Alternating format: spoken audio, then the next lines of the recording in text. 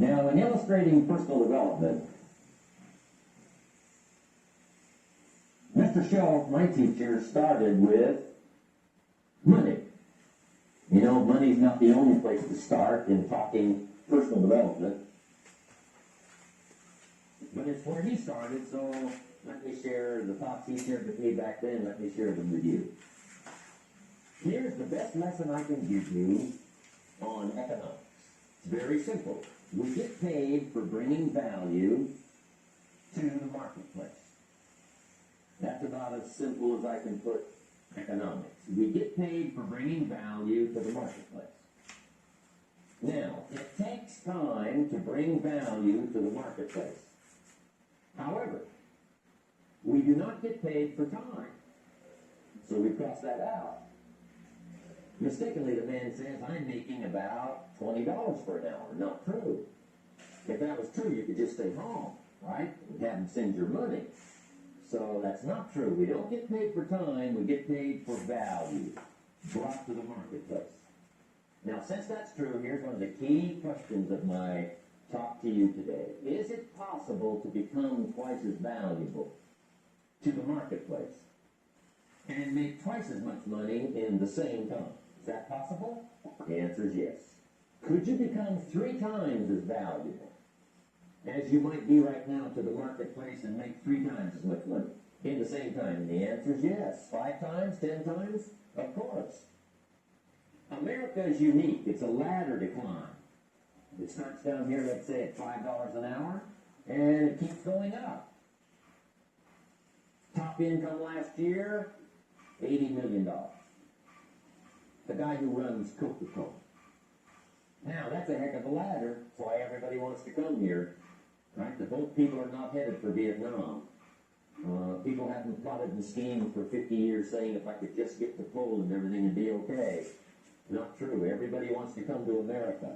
And the reason is because we've got the best wind ever blowing in our favor.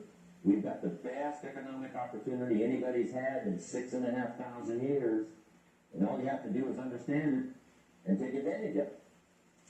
Now, there's some key questions to ask here. Why would the marketplace pay someone only $5 an hour?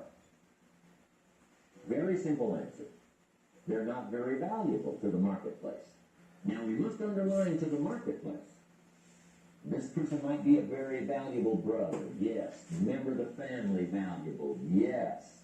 Valuable member of the church, of course. Valuable citizen of the country? Yes. Valuable in the sight of God? No doubt. We're all of equal value in the sight of God. But if you're not very valuable to the marketplace, you don't get much money. You say, well, it shouldn't be that way. Well, then you've got to start your own country. You know, this one's been in process for 200 years, and this is the best we've been able to come up with so far. But here's the key. You don't have to stay here. Now, there was a big debate in Congress last year that this $5 was not enough, should be 6, should be 6, should be 6. But we don't need legislation. 6 is already on this ladder. The next step up. You know, if you work for McDonald's, they'll pay you $5 an hour to take out the trash. If you whistle while you take out the trash, they'll pay you $6 an hour. So you don't need that legislation. You just need to take lessons on how to whistle. Have a good attitude. Now, as you begin to climb this ladder, why would the marketplace pay some people $50 an hour? Answer, evidently, they must be more valuable to the marketplace. 10 times more valuable. And is that possible? For someone to be 10 times more valuable and earn $50 an hour instead of 5? The answer is yes. That's what America is all about. Now, why would the marketplace pay some people $500 an hour? Evidently, this person must be much more valuable to the marketplace. That's what's important to understand, to the marketplace. And would the marketplace pay one person $80 million for 1 year's work? And the answer is, of course. If you helped a company make $1 billion, would they pay you $80 million? I'm telling you, it is possible. And that's why America is so exciting. That's why this financial ladder is so exciting. It's possible for all of this to come true for all of you, no matter where you start. As a student in school, just getting started out there in the workplace, this is all possible for you. Now, Mr. Shelf gave me the clue on how to climb this ladder as high as I wanted to climb. Now, we're talking primarily economics here. There's a lot of other ways to become valuable to your family, valuable to your friends, valuable to the community, valuable to the team, right? Valuable to the team effort, valuable to the concert. But here's what he said to me. In climbing this ladder economically, all you have to do is work harder on yourself than you do on your job. Once I heard that, it made sense to me. I kept hoping that everything else would change around me. Found out that if I went to work on myself, worked on my skills, worked on my language, if I became better than I was each year, if I grew in skills and language and vocabulary and competence, then I would become attractive to the marketplace. Not very long ago, a company called me and said, Mr. Owen, we're expanding internationally. We'd like to have a bit of your expertise to help us. Would you give us a bit of your time? We'll add some millions to your fortune. And I said, okay. And I thought later, isn't that interesting? They would call me. Then my second thought was, of course they'd call me. Who else would they call? I can get the job done. Now, what a contrast for me, farm boy from Idaho, raised in obscurity, parents of modest means, broke when I was 25. How come I would get a telephone call and someone offer me a lot of money to help them in expanding around the world? Simple answer, evidently. Something happened to me between age 25 and where I am today. And I can tell you where it all started. From my teacher, Mr. Shelf, who said to me, we don't have to change what's going on out there. That's the wind that's blowing. All we have to do is change what's going on in here. And now there's several ways to do that. Personal development. And let me give you those ways. Here's the first thing. We must learn from personal experience. Pretty simple. Learn from what happens to you. Take a look back over the last few months. Did you make some mistakes? How could you correct those for the future? Take a look back over the last year. Have you done it right or done it wrong? Let's correct it for the next year. Learn from your personal experience. Mr. Shelf asked me when I first met him, he said, Mr. Owen, how are you doing? You've been out there now 6 years. And I said, I'm not doing very well. He said, I suggest you don't do that anymore. What a simple, swift analysis in my situation. He said, if you keep doing it, the next 6 years will be like the last 6. You don't want that to happen. Let's make the changes. So learn from your personal experience. Now, here's number 2, why I came to share this video experience with you today. And that, I call it OPE, other people's experience. That's me, other people. That's your teacher, other people. That's your friends and colleagues, other people. The people you meet that can pass along to you their experiences, what's happened to them, the mistakes they made, how they corrected them, how they changed their health and changed their bank accounts and changed their income and changed their future. That's it. Other people. Now, there's 2 kinds of people to learn from. One is failures. It's too bad failures don't give seminars, right? That would be valuable. Bring your notebook. Have them tell you how they lost it all and threw it all away, threw their health away, threw their friendships away, and things didn't work out well. That would be valuable. But now then we must also learn from positive people that have done well. They've got the health, and so we ask them, how did you become so healthy? They've got the skills, so we ask them, how did you become this skillful? They've got the income, so we ask them, how did you get here in such a short period of time? So now, here's what's important in personal development. In learning from other people, we learn, number 1, by observation. We learn what we see, we watch people that are successful in what they do. In sports, we watch their disciplines. In business, we watch their disciplines. By observation, what we can see. The reason I created this video is something that you can see someone's experiences translated for you. Second, we learn by what we hear. I've got some of my lectures on cassette tapes, so you can take them with you wherever you go and learn by listening. Turn your car into a mobile classroom and listen. And then listen to the sermon on Sunday morning. Listen to the lectures. Listen to the teacher. Listen to someone who's got something good to say. And then number 3 is vitally important on personal development, and that is read all the books. All the books you can possibly read in your lifetime. Mr. Shope got me started on my library. I've got one of the better libraries. Haven't read everything in it, but I feel smarter just walking in it. A library. At least I was smart enough to buy it. Now I got to be smart enough to read it. Then, of course, I got to be smart enough to decide what's valuable and then do it. But this one is very important. Become a good reader. Some books that helped change my life. Mr. Shope recommended, of course, the Bible. And my parents made sure I was a pretty good scholar by the time I was 18. That's been so beneficial for me, drawing from those illustrations, reading about those stories, people who made it and people who didn't make it, and what the difference was. And then other books that helped to really change my life. One called Think and Grow Rich by Napoleon Hill. And then a book that helped me become financially independent by the time I was 31.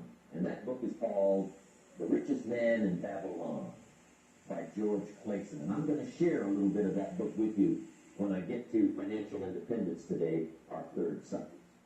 But I started reading the books, attending the classes, making sure that I got in front of people that had something good to say. And then I started keeping a journal. One of the major things my teacher taught me was to keep a journal. He said, don't trust your memory. If you hear something good, just make a little note and write it down. Now, at first I took, notes on pieces of paper and torn off corners and backs of old envelopes. And it didn't serve me well, thrown in a drawer. Then I learned to keep a journal, a bound copy of all my notes. So I would suggest you do the same. Things that impress you, a poem that impresses you. When you attend a class, some of the ideas that impress you, jot them down. You read something in a magazine, right? Some ideas. Take those out, put them in your journal. Keep a good journal the rest of your life. This will serve you well. My journals make up a significant portion of my own library. And if you saw my library and saw my journals, I tell you what you'd have to say. This is the library, and these are the journals of a very serious student. No wonder Mr. Rome is invited to lecture and speak on his experiences around the world. So I want the same thing to happen to you. Value captured that you can resort to later. Go back over it and review it and let it become valuable to you. So that's my first subject, personal development. Work harder on yourself than you do on yourself. Develop the skills. Learn the lessons. Take the classes. Absorb all that is being taught to you these days. And then later on, of course, you can sort it out, what's valuable to you and how to refine it for your business and for your life and for your future. But the main thing is to get it and start this process of personal change, personal development. And let me say it one more time. If you will change, everything will change for you. You'll never be the same. You'll keep growing.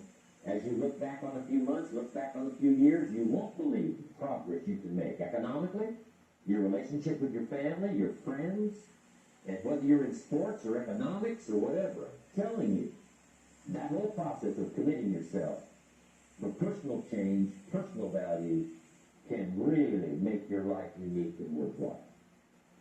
Now let's cover the second subject, on setting goals. Mr. Shope gave me some tips on setting goals that changed my life forever. And I want to share those with you.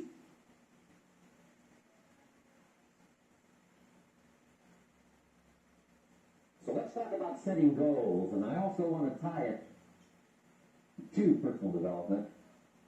And you'll see how I'm going to do it as I progress here. Setting goals. We need to take a look into the future. There are four things to consider in terms of attitude. One is how you feel about the past. Best advice I can give you on that is treat the past as a school. Let it teach you the mistakes you've made, the things that went wrong, the things that didn't work, Don't use the past as a burden to carry, and don't use the past as a club to beat yourself to death. Past losses, past failures, past mistakes. But let the past be a school. Tough school maybe. We've all been through some tough stuff. So if you feel good about the past, draw from it for experience and let it teach you.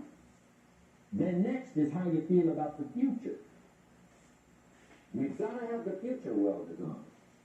The future is called the promise. And here's what we teach in our leadership series. The promise of the future can be an awesome force for your own future.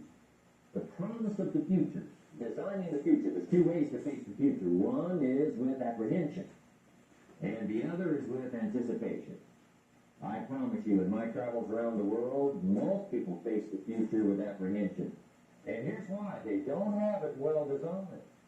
They sort of lift that up to someone else to fix. But here's the best way to face the future, with anticipation. And you can face the future with anticipation if the future is clear, if the future is well designed. And I would like to have you consider some thoughts with me that help me to really change my future by giving it some thought, some consideration. And here it is. In setting goals, it's very simple. Number one, decide what you want. You just take a little time. You sit down and say, what do I want? What kind of skills do I want? What kind of income do I want for the future? What would I like? Where would I like to go? Places I'd like to visit? Habits I'd like to acquire? Skills I'd like to have? You just take a little time to think about what you want. Economics? Friendship? People you'd like to meet? Places you'd like to go? You just take some time. And then I suggest, when you've thought about what you want for the future, make a list. Just jot it all down. So really a very simple process. And then here's number three. Keep all the old lists. I'm telling you, this served me so well, keeping my old list of goals. I look back now 10, 20 years ago at goals I set, lists I made, and I smile now because here's what I thought was so important, 20 years ago. Now some of those things aren't even on my list. I've got a new list. I've grown. I've changed. I've matured. But I give you that advice. Decide what you want. Number two, write it down. Number three, keep the old lists. And then here's number four. When you get something that's on one of these lists, check it off. Part of the fun of having a list is checking it off. And then if you can add some drama to checking it off, see, that's what really helps. I set a goal to go to Spain many, many years ago. And when I finally made my first trip to Spain, I had that journal with me that had that list in it. And while I had my journal on my lap, waiting for the wheels to touch down in Madrid, I waited until the wheels touched the runway, and I checked it off. Just adding a little drama. So, part of the fun of having a list is checking it off. Now, here's what's important about the list and designing your future. If the future gets clear, the price gets easy. Because you got to remember, for every promise, there's a price to pay. Everybody's got to pay the price. Everybody's got to do the deal. Everybody's got to do the discipline. Everybody has to pay. But here's what I've discovered. If the promise is clear and powerful, the price is easy to pay. The price is some classes. The price is a few books. The price is a few disciplines. The price is finding something that will make your life better, make you grow, make you change, make you develop. So the first part of the key is to design the promise. Then, what is the price to pay? I'm telling you, the price will be easy. Anybody in my audience, no matter where you are, where you come from. Color doesn't matter, religion doesn't matter, where you grew up doesn't matter, circumstances don't matter. I'm telling you, if you'll make the promise of the future clear for yourself, the things you want, the places you want to go, things you want to have, the person you want to become, the skills you want, the homes you want, the future you want, the friends you want, all of the values of life that you could possibly want. If you make that clear, make those lists, and be serious about it, I promise you it's an easy price to pay. Anybody can pay it. And the best advice I can give you is if I can do it, you can do it. farm boy from Idaho, raised in obscurity. I changed my life, turned it upside down, turned it all around, found economics, found future, found promise, and if I can do it, you can do it. So, start setting your goals and see if you can't get a better excitement goal for the things you want to accomplish for the future. Now here's my third subject, and that's called financial independence. Oh, by the way, before I get to financial independence, let me cover one more point. One of the major reasons for setting goals is for what they make of you in achieving it. My teacher advised me when I first got started at age 25, he said, Jim, why don't you set a goal to become a millionaire? He said, it's got a nice ring to it, you know, enough zeros to impress your accountant. And he said, I'm here to help you. You're only 25 years old. You've been to 1 year of college. You've got a beautiful family, every reason to do it. Why don't you set a goal to become a millionaire? And he said, here's why. And I thought, he doesn't need to teach me why. Wouldn't it be nice to have $1 million? He said, no, then you'll miss it. He said, here's why. For what it will make of you to achieve it. I'm telling you, that statement changed my life. Set the kind of goals that will make something of you to achieve it. He said, now, once you become a millionaire, what's important is not the money. I thought, that's kind of a strange teaching. He said, honest, it isn't important. He said, you could just give the money away. Now, I did better than that. I lost it all. By the time I was 31, I was a millionaire. By the time I was 33, I was broke. And I'll tell you a little bit about that story later. But when I lost all my money, guess what? I found out Mr. Schultz was right. What was valuable was not the money. What was valuable was what I became to earn the money. The skills I had, the knowledge I had about the marketplace, the values that I had going for me. They were more valuable than the money. And here's an important statement to remember. It's not what you get that makes you valuable. It's what you become. So part of the key here is to set the kind of goals that will make something of you. Don't set them too low so that you don't have to grow and you don't have to read and you don't have to try and you don't have to stretch. Don't set them too low. And then don't sell out.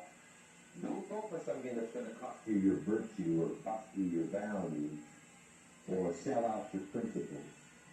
There's a good middle road here to follow. Goals that will inspire. Goals that will help you grow, change, develop, and become better than you are. Okay. Now let's talk about financial independence. How to become rich by 40, 35 if you're extra bright, much sooner if you find an opportunity like I did. Let me show you how I did it. Financial independence. First of all,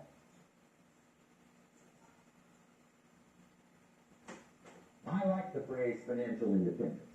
Some people are a little bit concerned about using the word becoming rich or becoming wealthy, and I can understand that. I struggled a little bit with this. Is it okay to go for becoming rich, go for becoming wealthy?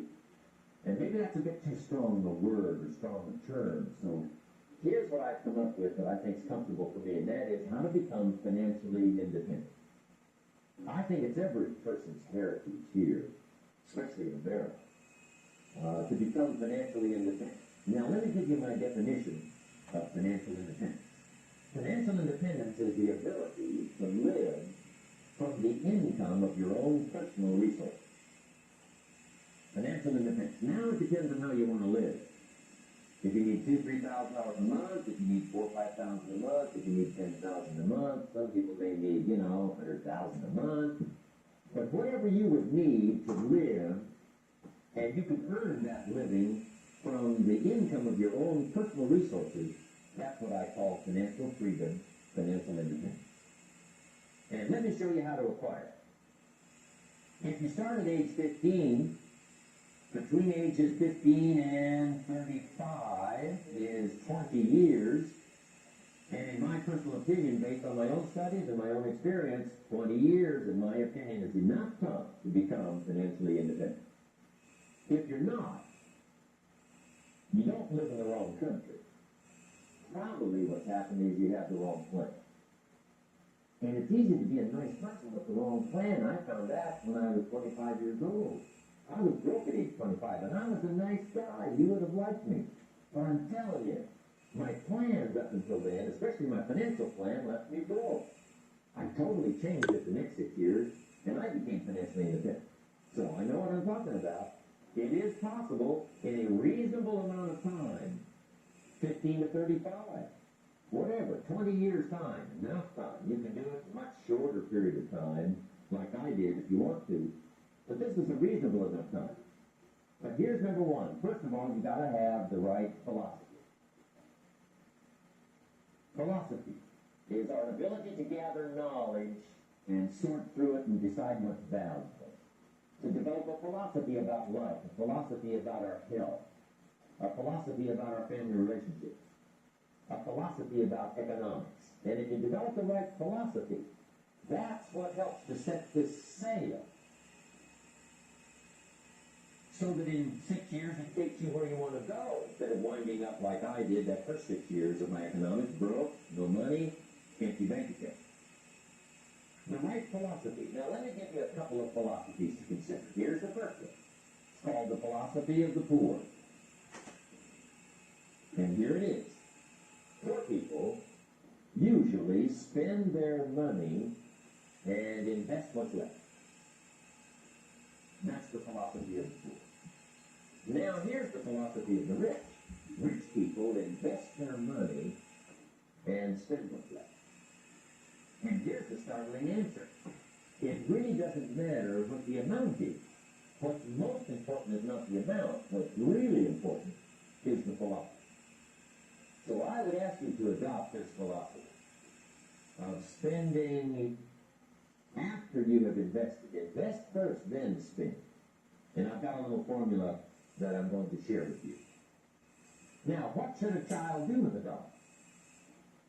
I mean, there's a lot of debate going on, I'm sure, across the country on what a child should do with a dollar. Here's one opinion. It's only a child and it's only a dollar. What difference does it make?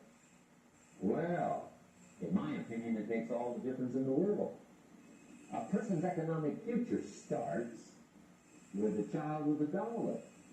Somebody says, oh, no, you're only young once. Let him spend it all. Well, when would you hope that would stop? Somebody says, well, wait till he's 50 and broke like me and then he'll learn. Well, no, we don't want to wait that long. If I would have known earlier than age 25, I would have changed. In high school, if they would have had classes called Wealth 1, Wealth 2, I'd have taken both classes. I would not have waited until age 25.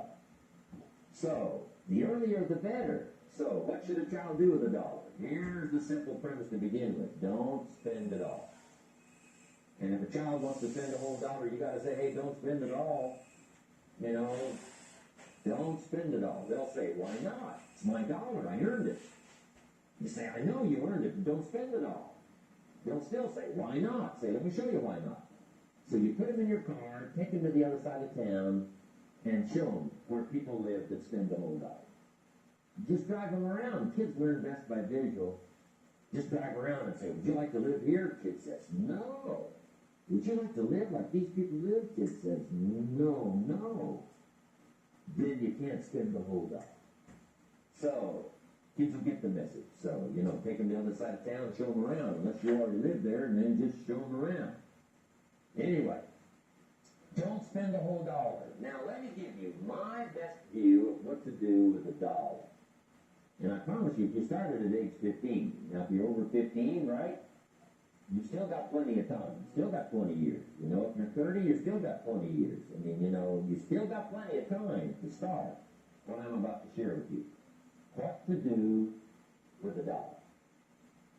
Here's my first bit of advice. Never spend more than 70 cents. Never spend more than 70 cents. Now, you got to pick some number, and the number you pick is going to be determined by your philosophy. It's going to be determined by what you've been taught or your experience teaching yourself. When I first met my teacher, Mr. Show, I was at about 110% of each dollar. I'm down at budget finance, hawking my furniture in my car one more time. And then I learned a whole better formula for financial independence. Number one, don't spend more than 70 cents. Now, kids say to me, well, okay, what do I do with the other 30 cents? And here's what I teach them. 10 cents for charity. Charity of church. We're helping people that can't help themselves. 10 cents to support worthy projects. Projects that you feel good about. 10 cents out of every dollar. It's called being generous with part of what you've taken out of society. Now, in my opinion, nothing teaches us caring better than generosity. No class, no teacher, no book teaches generosity, teaches character better than generosity. And the best time to start is when the amounts are small. And I know if kids learn these lessons well, they'll give a dime out of the dollar, help people that can't help themselves, support worthy projects. Or if you belong to a church, they can tithe, peace out. That's very important. Now, because when the amounts get larger, sometimes it's a little more difficult. You know, giving 100,000 out of a million, someone says, oh, if I had a million, I'd give 100,000. I'm not sure. That's a lot of money. So the time to start is when the amount is 10 cents out of the dollar. Okay, next 10 cents I call active capital. Active capital means do something to make a profit. Active capital. Set aside a portion of your income. Wages are okay, but I'm telling you, wages will make you a living. Profit will make you a fortune. So set aside part of your income as capital, called active capital. Any kind of project you can possibly think of, you can possibly come up with. I'm going to write a new book, I think. I think the title is going to be, of course, Kids Should Pay Tax. Kind of an interesting title. In California, kids do pay tax. When a child walks into 7-Eleven, buys something that costs $1, the proprietor says, give me 7 more pennies. And the child says, hey, what's these 7 pennies for? The proprietor says, that's the taxes. Kid says, well, hey, I'm only 8 years old. Proprietor says, congratulations, you're my youngest taxpayer. Give me the money. So in California, where I live, kids do pay taxes. The question is, should they? And my book will answer that question. Of course, kids should pay taxes. Nothing is for free. If you want to ride your bicycle on the sidewalk instead of in the mud, you gotta pay the 7 pennies. Nothing is free, so we all have to pay. So, 10 cents out of your living, out of the money you earn, set aside for capital. Capital to try your best to show a profit. And in my books, there can be all kinds of ways kids can make money. I have 2 bicycles, one to ride and one to rent. And, you know, it doesn't take long to figure out some enterprise that'll start making a profit. Then you must jot this down if you're taking notes. Profits are better than wages. One, you can't usually start wages until you're about 16, 15, 16. But you can make a profit long before you're eligible to start earning wages. And there's no limit to profits. And they can double and triple and quadruple. You know, there's no limit. It's incredible how fast profits can grow. So profits are better than wages. Wages make you a living, profits make you a fortune. Now, the third 10 cents is vitally important. I call it passive capital. Capital you let somebody else use. A financial institution, stocks and bonds, mutual funds, whatever. Let someone else use it. You furnish the money. They use it to make a profit, but they pay you for the use of it called interest.